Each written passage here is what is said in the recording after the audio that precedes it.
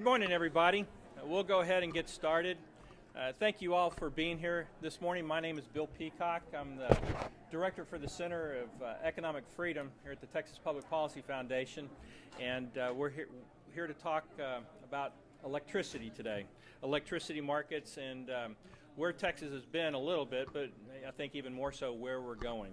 You know, it's really 20 years now since Texas has begun the process towards introducing competition into its electricity market. About the same time we actually started doing it in our telecommunications market as well. And there have been a lot of ups and downs through the process. There's been a lot of challenges. There's been some concerns from the left and the right, from industry and from government and from consumer advocates and from free market advocates all the way through. But in the end, we have seen over these last 20 years that competition works. That's not a surprise to a lot of us, but still, competition has worked in the Texas electricity market. And today we find ourselves with a more reliable, affordable supply of electricity than perhaps we've ever had in our history. But of course, those challenges continue, and they come from all different kind of sources. One of the challenges Texas has faced recently, and we hope will continue to face, is just the load growth. Our economy continues to grow, and we continue to need more electricity. How do we deal with that? We've got external threats as well, from the, if you will, from the EPA, and continuing to impress upon us different regulations that challenge the ability of the Texas electricity market to meet that load growth. And then, of course, we have internal challenges here in Texas as well, renewable energy mandates and other types of things that we have to deal with. So we have a great panel today here to discuss those issues with us, and I'm very glad to welcome them all. We're going to start today with Representative Helen Giddings. Representative Giddings is the president of the Multiplex Incorporation. It's a specialty concessions company, and she founded that back in 1988. She is presently serving in her 10th term, and I guess you'll be in your 11th shortly. Is that right? Shortly. Okay. In the Texas House of Representatives, and has chaired the Business and Industry Committee for 3 terms during that time. Today, she continues to serve on the House Appropriations Committee, Calendars Committee, and is Vice Chair of State Affairs. And please join me in welcoming Representative Helen Giddings. Thank you very much, Bill, and good morning to all of you. Ensuring the best future for Texas energy generation, transmission, and consumption, as you have heard, has been an ongoing challenge through the years. And so the question continues to be asked, is Texas up to the challenge? We've made great strides, as you've just heard. Deregulation of the electricity market in 2002 resulted in a very competitive market, which offers consumer choices that best meet their needs. Some markets have as many as 40 different providers for consumers to choose from, depending on where they live.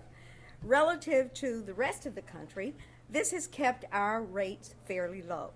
Interestingly enough, because electricity is delivered through the grid and not in the manner of telecommunications, rural areas enjoy robust competition as well.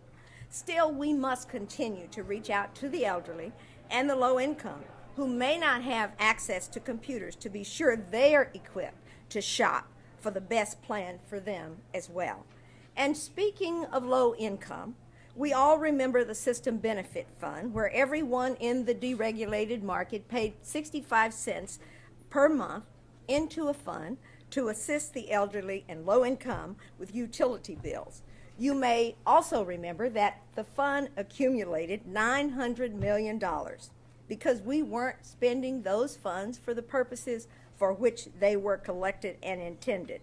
Last session, the legislature had both the courage and the good sense to stop banking the fund as a guarantee for the state budget. By requiring its use for the purpose originally intended, which was to supplement the energy cost of low-income persons during peak periods of energy use. Now, we still have about $200 million of that money left in that fund, and I believe that the legislature should and will continue to require that that $200 million be spent for its intended purposes and not be about bait and switch. In Texas, we have surpassed every renewable energy goal adopted by the legislature over the last 15 years. And even after we raised the bar of the renewable portfolio standard in 2005, Texas outperformed it again. The long-term goal of that mandate was for the state to achieve a target of 10,000 megawatts of installed renewable capacity by January of 2025. Because of our success in developing wind power, last month ERCOT reported a wind generation record of 10,957 megawatts on Christmas Day, or 34% of the total load at that time. Our performance in developing non-wind renewables, such as solar, biomass, hydro, and so forth, is not as easily ascertained because not all generation from these fuel types, as you know, is registered with ERCOT. Among those registered, however, we saw an increase of a third in solar generation from 2012 to 2013 alone. We understand that intermittency goes with the territory when it comes to renewable energy generation. But we're certainly encouraged by the advances in this area, and we believe that they're a major part of our plan to meet the demand.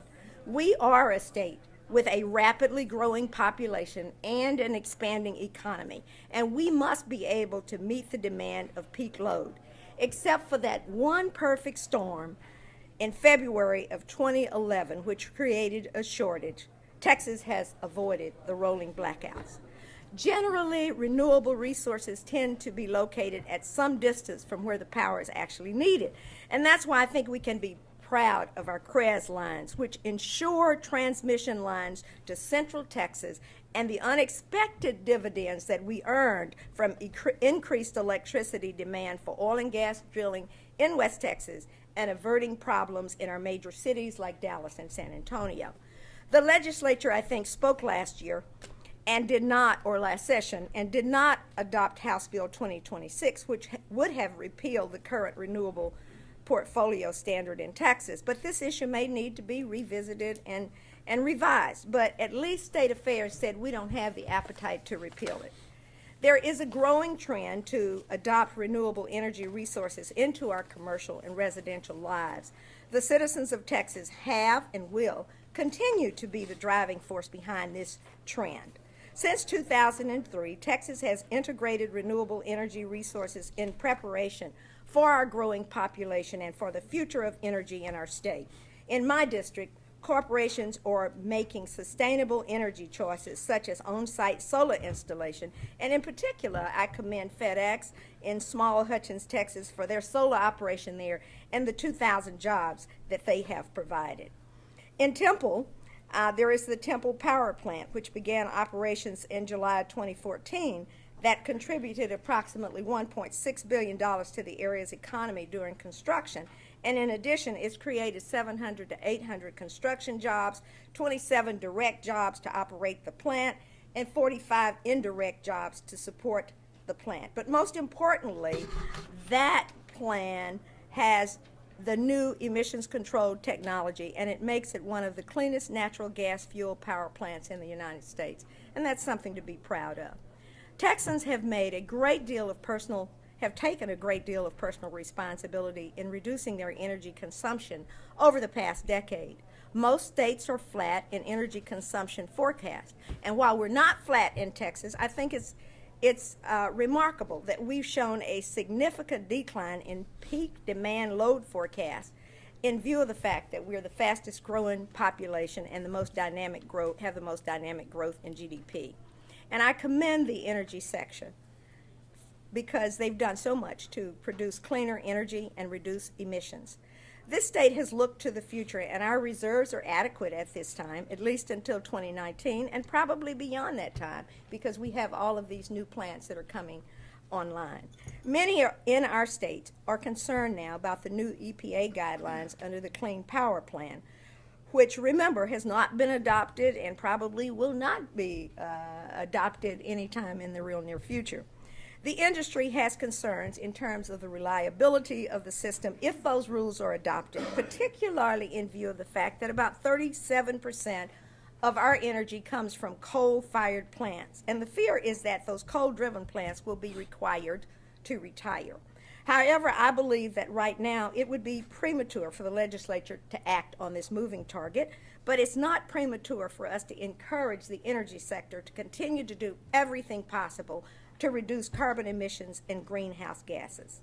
Texas has made much progress in expanding our energy production, adopting renewable energy sources, and conserving the energy we have. To some, it appears that we're not getting credit for the strides that we've made and for being somewhat aggressive in these areas and in reducing harmful emissions. Already, we are below the national average in emitting 3 key greenhouse gases, CO2, NOx, SO2, while generating our electric power. On the other hand, environmental groups have major concerns about the quality of air as it affects our health, and rightly so. As a leader amongst the states in responding to the demands for cleaner air and a more sustainable energy portfolio, we must remain responsible for and responsive to the byproduct of refining 1/3 of all the petroleum in the nation and producing 60% of all of the petrochemicals in the United States. And for many of us, not all of us, global climate change is real, and I am one who believes it's real. I was pleased in talking to industry persons that there's a real concern on their part for the environment. Energy firms believe the burden that has been placed on Texas is too great, taken into consideration that we have this big deregulated market.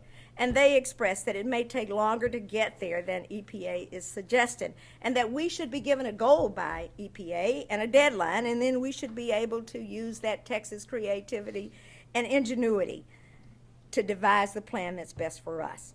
We want a successful business climate and a growing economy that promotes job creations, but everyone must do everything possible to help avoid premature deaths attributed to dirty air and reducing the number of children with asthma and lung disease throughout Texas. My remarks have been fairly general so that we don't be redundant. We have other panelists who will drill down on these topics. In closing, from time to time, a Texan, very often a political figure, catches the attention of the nation's media by saying something ridiculous. And people call me from all over the country wanting to know if the ridiculous thing that has been said is indicative of Texas. My answer is this: I am just about as Texan as anybody can get. My family has been in Dallas since the mid-1800s. And my family was one of the first 50 black families in Dallas. And I say no, that's not the Texas I know. We're better than that. Texans are optimistic, and yet we are realistic. Texans believe in themselves, and yet they understand that we're all in this together. Texans believe in the potential of enterprise and commerce, but they believe that commerce must come with morality. Texans believe in taking big risks, but Texans believe in principles. Texans believe in values. Texans believe in a better community and a better world, and that better community and that better world is not just for some, but it's for all who will. So whether the new EPA rules take effect in a year or whether they are litigated until the end of time, the energy sector in this state will do business and do it in such a way that respects the health and lives of others and protects our environment. Texans cannot be fearful. We must embrace change and believe in the strength of our ideas and our ability to prevail.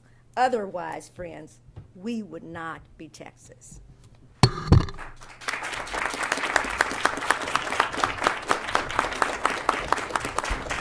Thank you very much, Chairman Giddings. I think it is on. There we go. Okay, so keep that in mind. All right. There we go. Thank you very much, Chairman Giddings. Our next speaker is Donna Nelson. Chairman Nelson was appointed by Governor Perry to the Public Utility Commission back in 2008 and became chairman in 2011. Prior to her appointment, she had... Well, I can't get any closer, but this is about the best I can do. I'm sorry. I will try and talk a little bit louder, though. Prior to her appointment, she was a special assistant and advisor to Governor Perry on energy and telecommunications issues. She also assisted the governor's task force on in competitiveness council when they prepared the Texas energy plan. I think the one thing we can note about Chairman Nelson throughout this process that she has been played an important role in maintaining the integrity of the competitive market here in Texas. Please join me in welcoming Donna Nelson. Good morning, and thank you for the invitation to speak here today, Bill, with this distinguished panel. I commend you for having this discussion because I think it is really timely and one of the most important issues we're dealing with in Texas in terms of reliability. My comments are really going to be focused on the EPA Rule 111D, and I'll leave the rest of the topics for the other panelists. The Texas legislature restructured the electric market in 1999. The restructured market has lowered emissions, lowered prices, and driven innovation. Our market is the envy of those across the United States and across the world. Now, we in Texas like to always think that everything we do is the envy of the world, but in this case, it's actually true. In June of last year, the EPA published a rule that attempts to regulate carbon emissions under the Clean Air Act. My comments aren't going to have anything to do with whether that is the right policy or whether whether it's appropriate to regulate carbon emissions under the Clean Air Act. Instead, my comments are really going to focus on the timing of it, the timing of the rule, and what it will do to reliability of electricity and cost of electricity. The EPA's proposed rule would destroy the underpinnings of the ERCOT competitive electric market and is an overwhelming threat to our state, customer affordability of electricity, and electric reliability. There are also fundamental preemption issues with the EPA's proposed rule. For example, the rule as proposed will effectively preempt states from establishing their own renewable energy and energy efficiency standards. And as Representative Giddings talked about, the legislature has set standards in both renewable energy and energy efficiency, and they've done a great job, and we've worked hand in hand with them to make sure that those mandates are met. The current RPS and energy efficiency standards continue to be successful. Because ERCOT is located entirely within the boundaries of the state of Texas and has no AC connections to other states, Texas has jurisdiction over the wholesale, retail, and transmission issues within ERCOT. Texas is the only state in the continental United States that has such authority. This rule effectively transfers authority for those issues to the federal government. We have an electricity market that works for Texans, a market that rewards efficiency and innovation but also keeps prices low. In the Rule 111D proposal, the EPA fails to understand or account for the fact that Texas's robust competitive markets already create economic incentives for power plants to operate efficiently. The rule as proposed would also punish states that are first movers in the installment of renewable energy, like Texas. Even though it's clear that the intent of the rule is to move the electric mix to more renewable and natural gas generation, which is exactly what Texas is doing, Texas is being penalized for moving in that direction. The EPA states that the proposed rule will cut carbon emissions from the power sector by 30% nationwide compared with 2005 levels. Now, what's interesting about the rule as proposed is it sets the baseline when they look at what Texas has already done for 2012. What that means is that the EPA will not give Texas credit for any emission efficiencies or renewable energy installations completed before 2012, yet will take credit for all of the reductions that are attributable to the actions that Texas has taken. Texas has been a leader in building transmission, including transmission that carries renewable resources. When I go to conferences across the United States, other states are amazed at our ability to build transmission to carry renewable resources. We're a real leader in this area.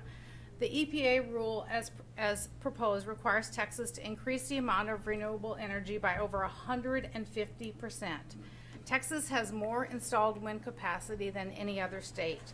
14% of our installed capacity in the ERCOT footprint is wind generation. We get nearly 10% of our energy from renewables in ERCOT. In fact, we're actually looking at what some of the complications are from having so much renewable on our system. Instead of recognizing that Texas has invested billions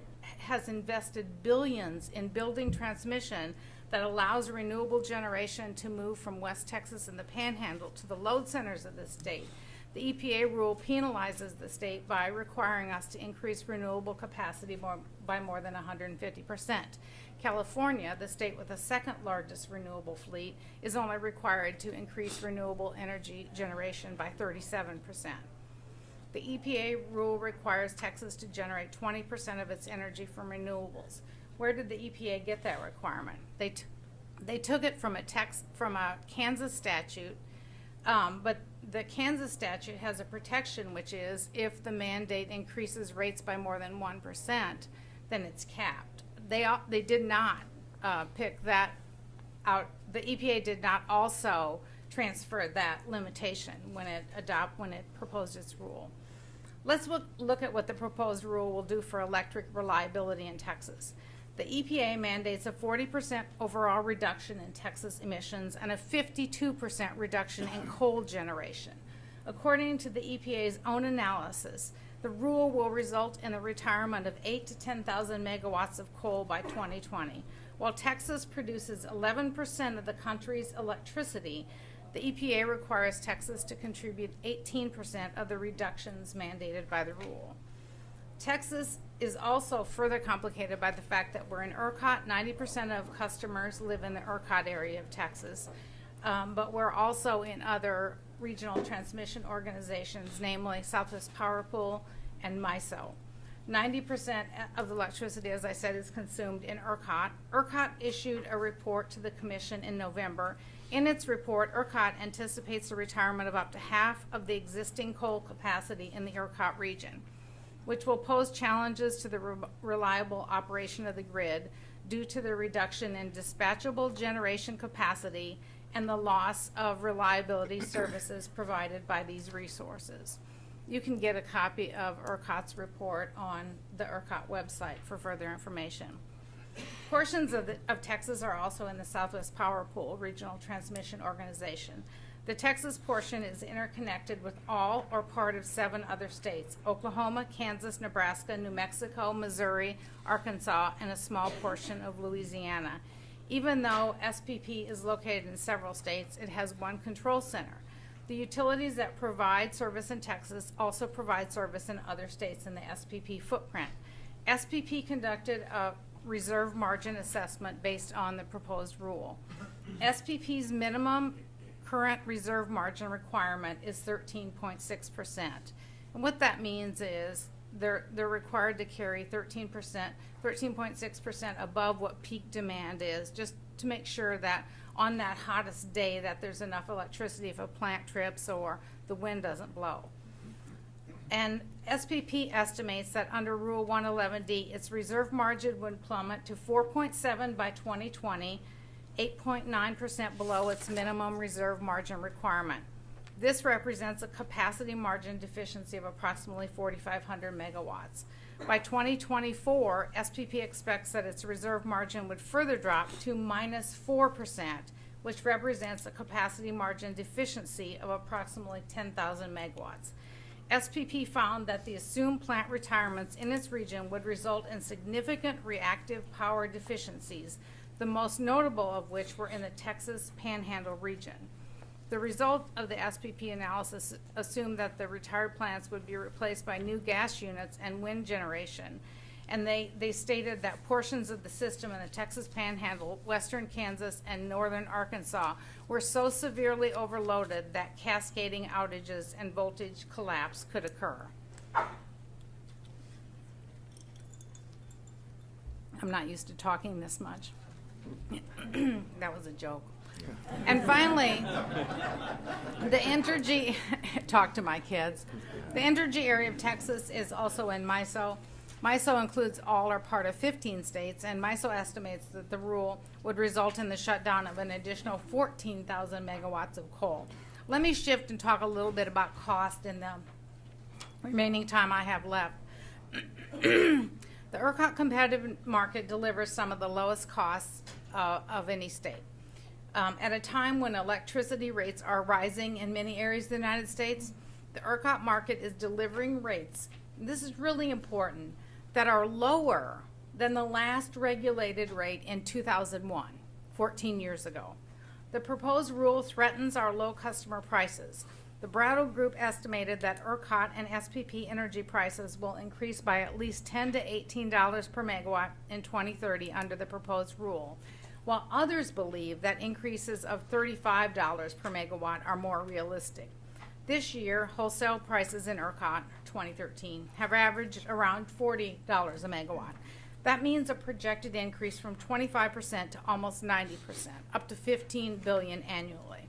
ERCOT estimates that the proposed rule alone will increase retail energy prices in ERCOT up to 20% by 2020 without accounting for the associated cost of transmission upgrades, higher natural gas prices caused by increased demand, procurement of additional ancillary services, energy efficiency, or the capital cost of new generation capacity.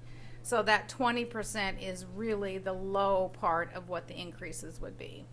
It's also, the rule's also so fundamentally inconsistent with competitive markets. Right now, the thing that makes the ERCOT market so successful is that we have economic dispatch. What does that mean? It means the generator that bids in the lowest price is the one that's struck, the one that provides the energy. This would change us from economic dispatch to environmental dispatch. I've got other things. Let me just talk a little bit about international lessons. Our emissions are actually going down. Under strict environmental regulation, Europe's carbon emissions are going up. For example, Germany's emissions rose by 5.5 from 2010 to 2013. As they have put more renewables on the system, they've also increased their reliance on coal. They've increased fossil generation by 16% since 2000, yet their demand has actually decreased since 2010. Nuclear is being phased out in Germany, but some plants are closing earlier than planned for financial reasons. Germany spends over $20 billion US on renewable subsidies annually. Taxes and subsidies have increased by 240% since 1998. These costs are astronomical and the policies have failed. In Australia, it's a similar situation. Their costs are 3 to 4 times what the cost of electricity in Texas is. They had a carbon mandate, but recently in the last year, because of increased customer resistance, the mandate was repealed. There are so many issues that go with the mandates with respect to reliability and cost. I think it's smart for the U.S. to look to these other countries to see that have gone before us, to see what problems they encountered, and to see, you know, I think one of the really main reasons our market has been so successful in Texas is that we were not the first mover in making our market competitive. And when the legislature deregulated in 1999, they looked to other areas. They looked to the failure in California. They looked to the experience that Pennsylvania had.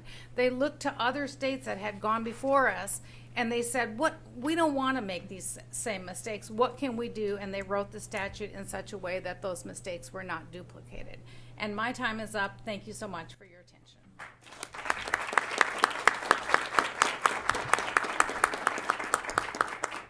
Thank you, Chairman Nelson. Our next speaker today is Trip Doggett. Trip is the President and CEO of the Electric Reliability Council of Texas, otherwise known as ERCOT. He's been in this role since 2010 and been in ERCOT overall since 2008.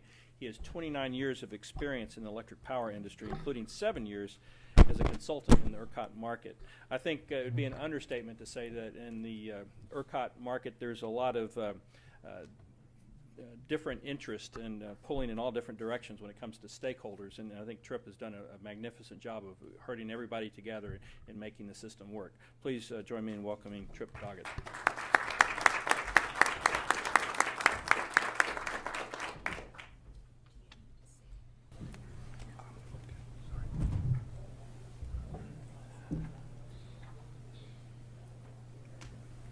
Good.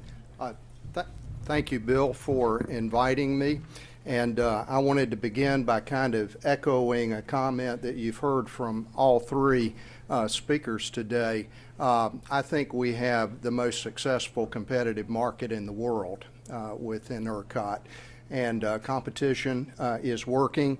I think a lot of that credit goes to our legislature and our Public Utility Commission. We've been able to design a competitive market that is so different from most other areas of the world that they can't even conceive of how our market works in other areas of the country and the world. And when I travel, I boast that as a citizen of Texas, I pay around 9 cents per kilowatt hour. If you take your total electric bill and divide it by your kilowatt hours of consumption, most other areas of the United States, that number is not less than 10 cents. And in many places, it's 20 or 30 cents per kilowatt hour. So dramatic savings there. If I go to the powertochoose.org website and I put my zip code in today, I could even negotiate a rate lower than I did a year ago. So the trend is downward on that pricing. I'm not going to talk much about the EPA rule changes. As a matter of fact, I'm going to begin by saying that the pictures I'm going to show you really exclude the impact that may come from the EPA changes.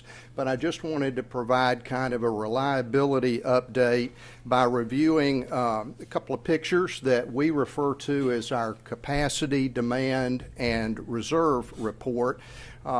We abbreviate that as CDR. And our most recent, we do this in May and December. So our most recent report was released in December of 14.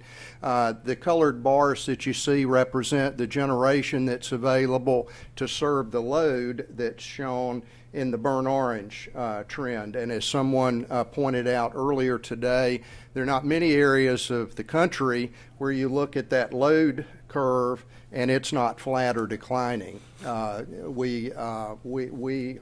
It's rare to see this kind of load growth anywhere else within the country.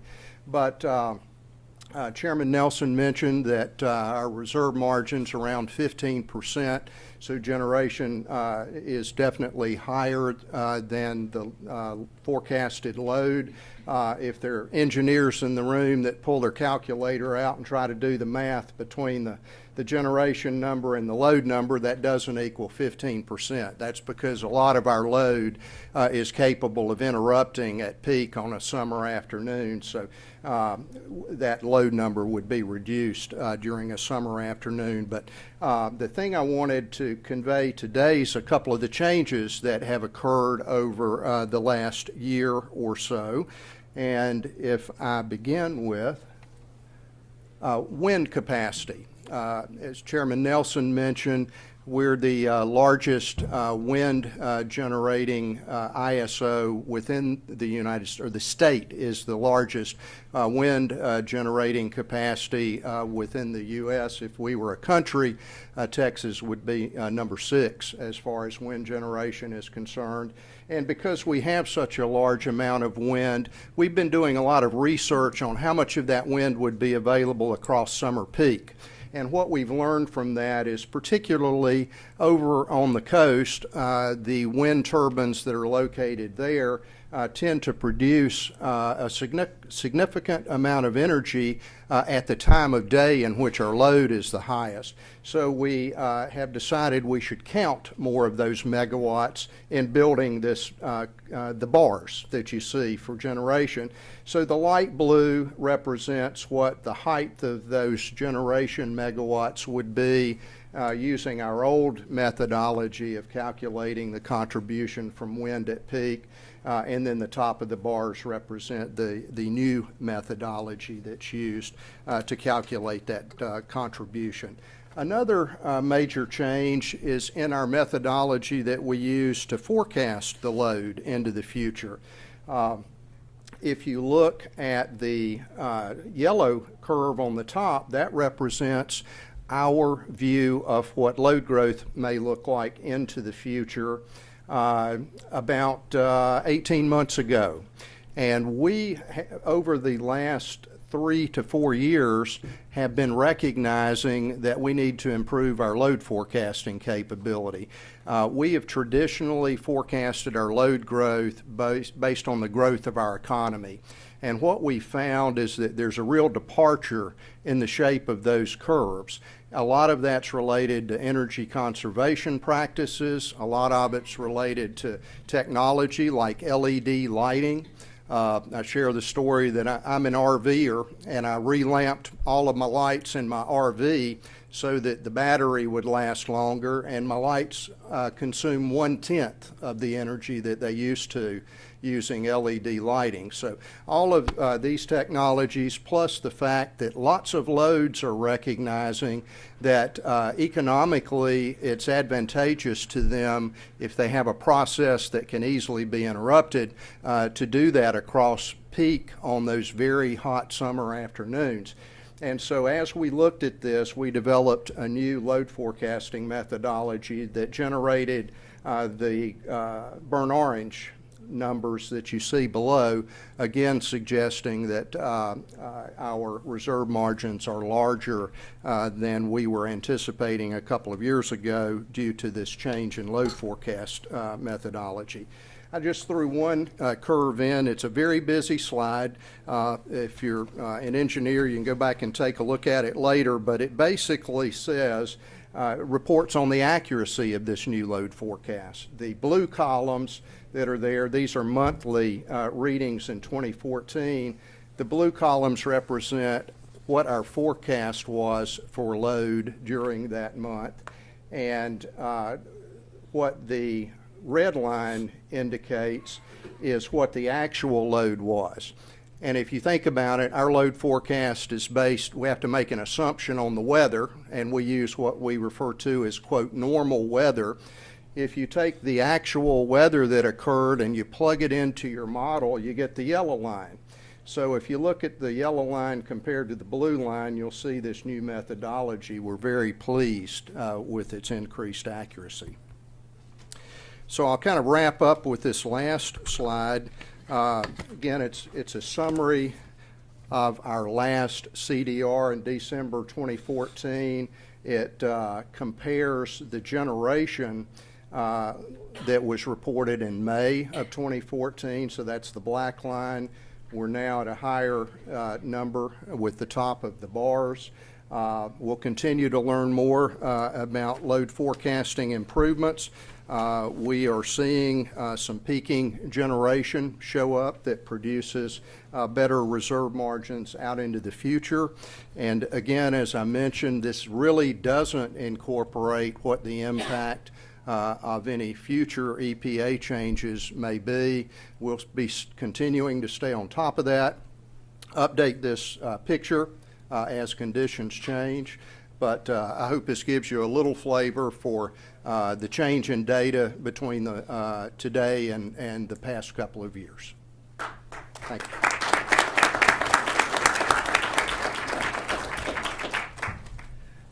Thank you very much, Tripp.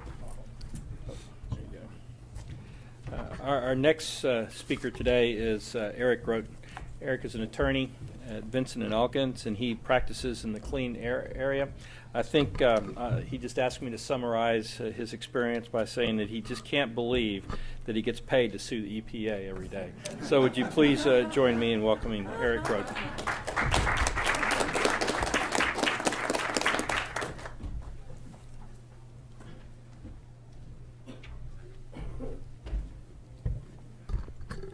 And what I'm going to be talking about could charitably be described as a target-rich environment for lawsuits. Bill, I'm honored to be here today. Thank you for inviting me to join this distinguished panel, all of whom have mentioned something about what's variously called the Section 111D rules, or the Clean Power Plan, or the carbon pollution standards. The name changes depending on what the intended message is. And it occurs to me, though, that for a great many of you, some of you have undoubtedly read all, several hundred Federal Register pages and the entire docket, filed comments, and are extremely familiar with it. Others of you may be hearing about it for the first time today. My objective is to hope to leave all of you with 10 relatively simple things to know about what I think through the course of this presentation referred to as the Clean Power Plan or Clean Power Rule. And even for those of you who are growing and perhaps even unwitting experts in the field may learn something new today. I should point out that my remarks will perhaps be a bit blunt and certainly are my own fevered imaginings, do not represent the position of Vinson Elkins or any of its clients. At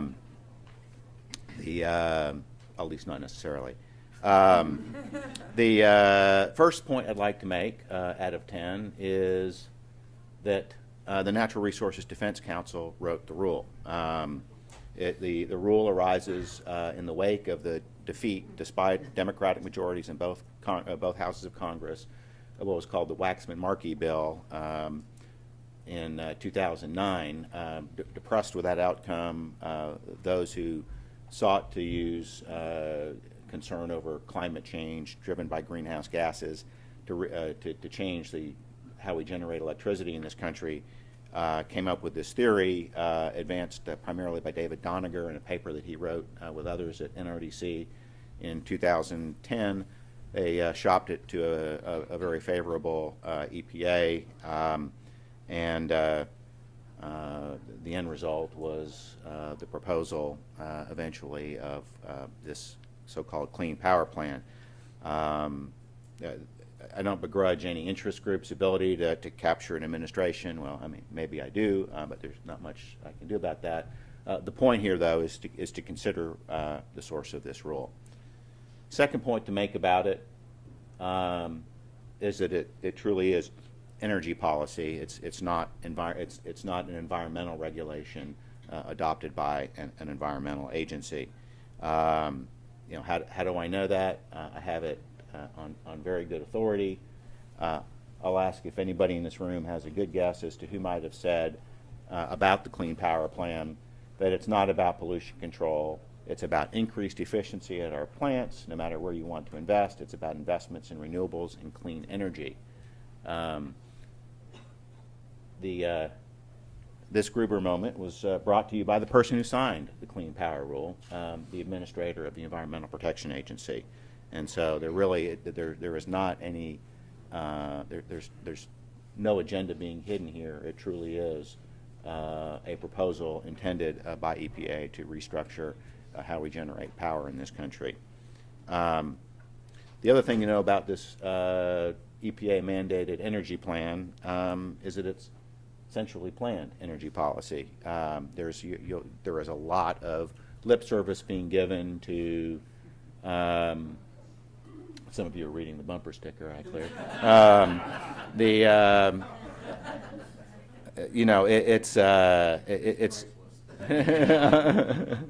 It's one thing to have EPA take over energy policy. That's offensive enough. But when the idea is really to force very bad central planning on us, and at the same time there's an enormous amount of lip service being given to how flexible the plan is, as I'll explore in a couple of later points here.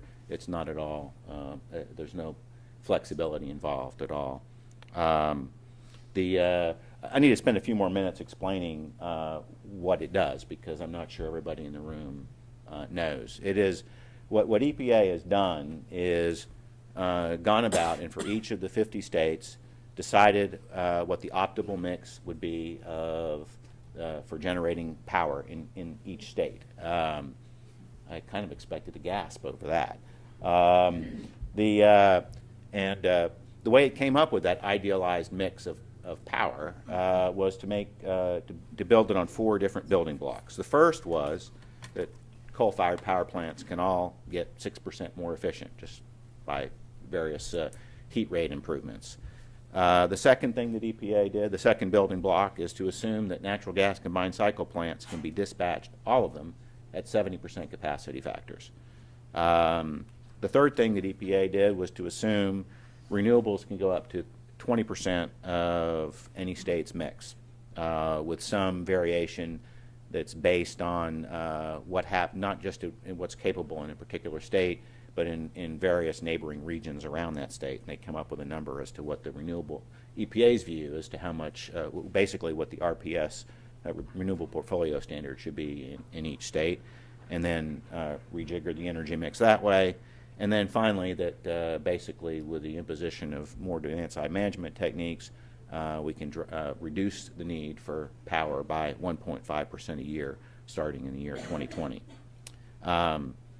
This is how it was applied in the state of Texas, expressed in a slightly detailed graph here. I think the points are perhaps better illustrated with a simple pie chart in which, by applying these building blocks, you can see up here some of the change. I mean, you can directly see some of the changes that Chairman Nelson was talking about. You can see that the coal slice of Texas's generation mix drops by more than half. You can see that the renewable, despite the fact that we have a world-beating wind power infrastructure in this state, goes up by more than a factor of 2. And you can see the substantial ramping up of combined cycle power plants.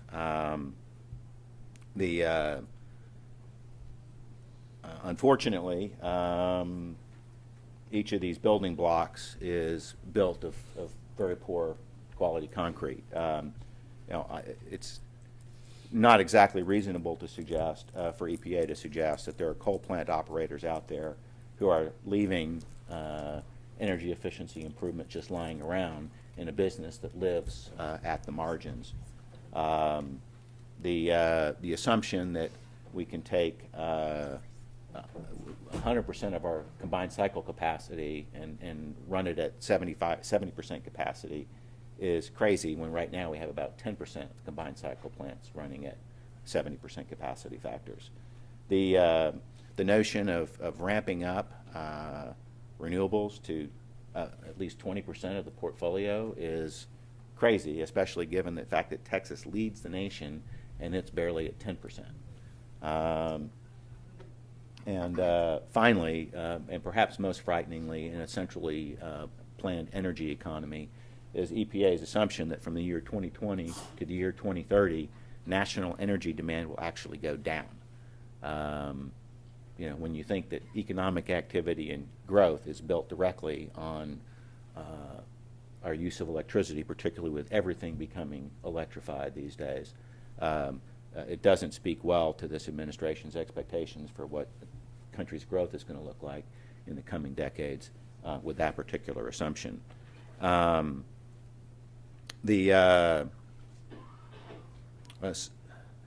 think it's bad energy policy, but I think it's built on, well, I have a short film, I think, to explain. Electricity, electricity. Burning fuel and using steam, they generate. Electricity, electricity. Turn that generator by any means you're making up. Electricity, electricity.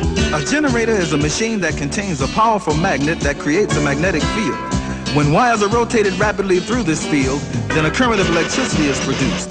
Now, if we only had a superhero who could stand here and turn the generator real fast, then we wouldn't need to burn so much. So you've just seen the technical basis for clean power plant. The next thing to know about my fourth point is that Texas gets hit hardest. The state is expected to reduce its emissions by more than 27 other states combined. The next thing to know about the Clean Power Plan is that it is illegal on so many levels. Any one of these bullets here would be sufficient, I think, even in a court, which we have in the D.C. Circuit and ultimately the Supreme Court, very favorable to upholding EPA rules that are promulgated in the name of saving the planet. I think that the courts are going to have a hard time upholding this particular rule.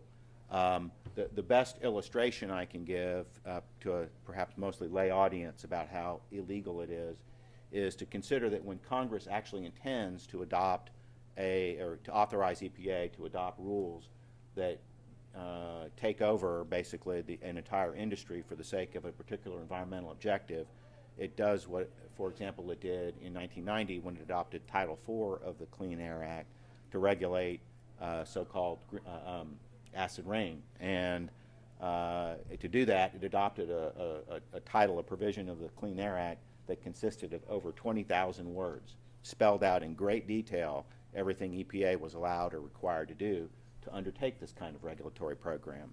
The entire underpinnings of the so-called Clean Power Plan are built on 300 words in a provision, Section 111D, that's buried in the middle of a obscure section of the Clean Air Act that's been used 4 times over the last 45 years to regulate such things as sulfide emissions from craft pulp mills. I mean, it is a very thin reed on which to build a takeover of U.S. industry. This particular notion dovetails well with thinking particularly by Justice Scalia, but endorsed by at least a majority of the Supreme Court in several other cases, including one recently involving greenhouse gas regulation and under the Clean Air Act by using permits, in which what Scalia refers to as this elephant in the mouse hole theory. You don't look at buried language in an obscure section of the Act and suddenly find this vast regulatory authority without a court taking a very, very hard look at it. And inevitably that's what's going to happen. And I think the inevitable result is that the Clean Power Plan will not survive judicial review.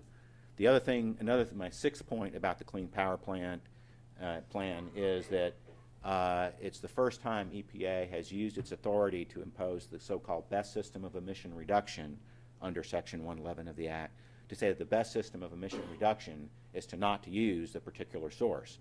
All those building blocks that I showed you earlier are premised on the notion that if a state just rejiggers its energy plan, it won't have to burn coal so much, and that's how they get all those reductions. So basically what they're saying is we have better way, the EPA is telling the state of Texas and all 49 other states, we've got a better way for you to generate power. You won't have to use your coal plant so much, and so we're going to forbid you from using your coal plants. That is a frightening precedent. Imagine if EPA decides that we don't need to eat so much beef, and we need to stop having so many cows out there. They're a major source of CO2. Or how about the entire petroleum industry? EPA decides we drive too much, we don't need so much gasoline. There is absolutely nothing about its precedent in this Clean Power Plan that would prevent, and in fact would arguably compel it, to start making these same kinds of decisions for every U.S. industry and to start adopting, fairly Stalin-esque 5-year plans for everything that we do. I'm not saying that's what they're going to do, but their legal theories would allow or even compel them. EPA is asking the state of Texas and all 49 other states to do what it cannot. EPA does not have the authority to come in and impose demand-side management requirements or to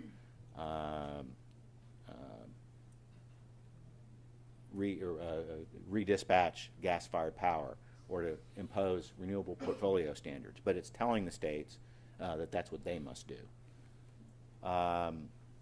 This is perhaps the most important point for state policymakers, is that EPA cannot make the states, and this is unlike other EPA rulemakings in which if the state doesn't act, there's a legitimate threat that EPA, in a much more heavy-handed way, will come in and do what it has nominally given the state the opportunity to do for EPA. But because this is an action under Section 111 of the Act, it's not under other provisions which give EPA the authority to impose federal plans, that threat is much more hollow here. Although I've run out of time, but I do want to point out that EPA did yesterday say that it started rattling its saber and saying we do have a weapon we're going to use against the states. We'll tell you what it is in about 9 months. Another point, and I think this is also critical for everybody to understand, is that you don't have to have an opinion, or at least you don't have to announce an opinion about the anthropogenic contribution to any change in climate in order to ask EPA the rather sensible question of what good are these rules going to do.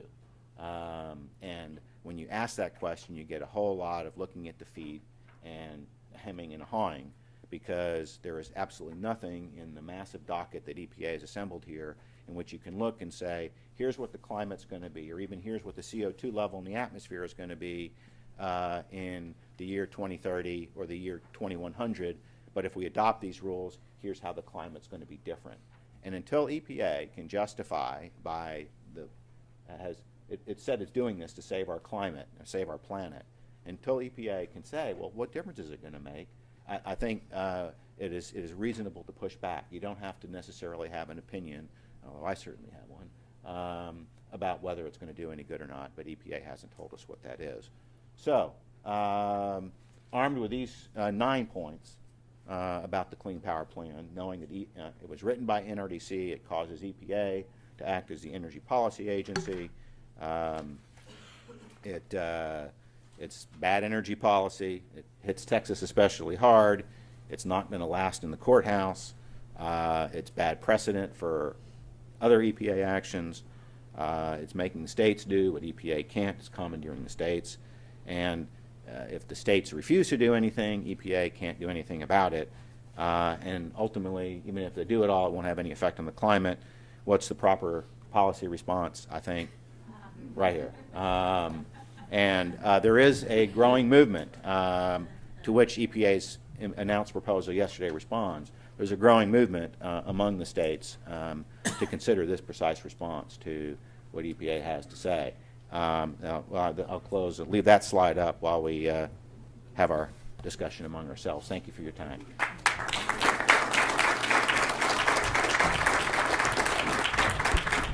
We're up against our time limit, but I do want to ask if there's any questions real quickly from the audience. We're moving into lunch after this, so we've got a couple of minutes to break. So any questions from the audience while we're here? Yes, ma'am. I have one very quick, funny question. If we're looking for renewable resources, could we have a cedar-fired power plant? It would reduce our healthcare costs substantially. There is one out in East Texas. It's costing us. And save water. Well, it's fine, but Is there any data that's accepted across the board concerning the renewable, especially the wind energy? Is that all? Yeah, it's on. Okay. Concerning how much backup of the standard power plants it takes to back up the wind. I want to ask that about solar because, that's about 12 hours, or less than 12 hours a day you can have solar. But just for wind, is there some comparison between how much is generated by the wind system and how much has to be backed up with the conventional systems when the wind doesn't blow enough?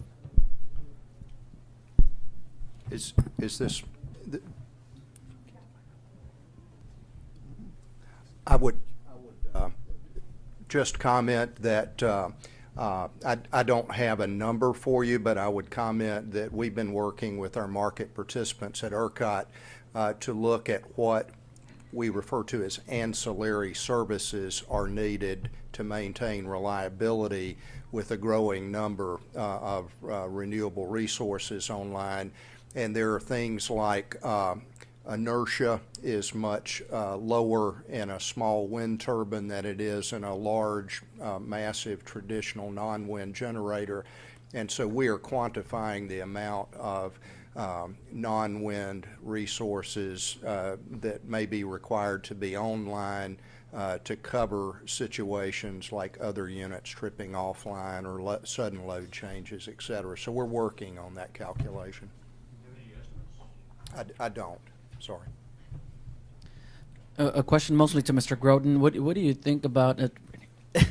What do you think about the coal industry's efforts to defend themselves? I'm not very familiar with what they've been doing. It seems like they've kind of gotten their butt kicked. Have they done well? What could they do better? And what do you think is a prognosis for them? Well,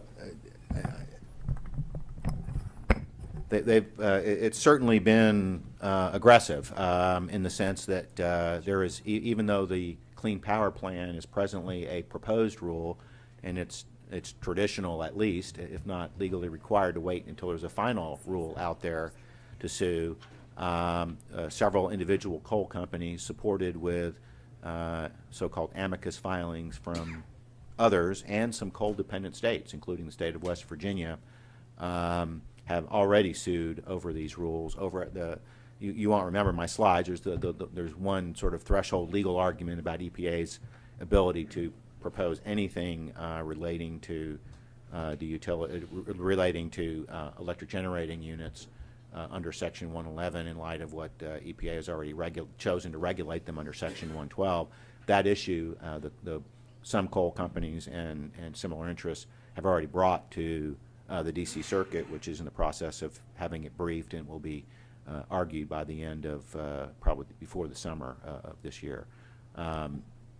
It is true that at times the national trade associations that you would think typically would represent the coal producers have sometimes been somewhat careful about their legal positions. I don't think that's true anymore. I think there's an existential threat being realized here, and hence you see things like I just described with not even waiting until the rule is finalized before people go to court. And I do think that the prospects for success here are much greater than we saw in the last round of litigation, which was basically over the ability to require permits, which, as intrusive as that is not as alarming as the idea of just simply having EPA run the power grid. And I think that difference will cause the court to squint a lot harder at what EPA is trying to do here. Thank you for your question. And, my concern is that there has not been any rule since I've been working in this policy area that has the depth and breadth of this rule, and that so imposes obligations on the states. And it's going to take more than the coal companies. We all need to get engaged. We need to make sure that Texans and others understand what the ramifications of the rule are. The rule will be final, according to the EPA, next summer. Appeals can be had at that point, but we're required to file our state plan by 2016. And so my concern is that the generation sources that operate these coal plants or some natural gas plants are risk averse, and they're going to close their plants down. So even if ultimately we win, if we don't get a temporary restraining order that stops implementation of the rule, the companies are going to comply. Even if the EPA can't force the state to comply, the companies are going to comply. And so what that means is there will be a fundamental transition, and once you close those big plants down and shutter them, they don't reopen. So this is a really important issue that every Texan should be concerned about.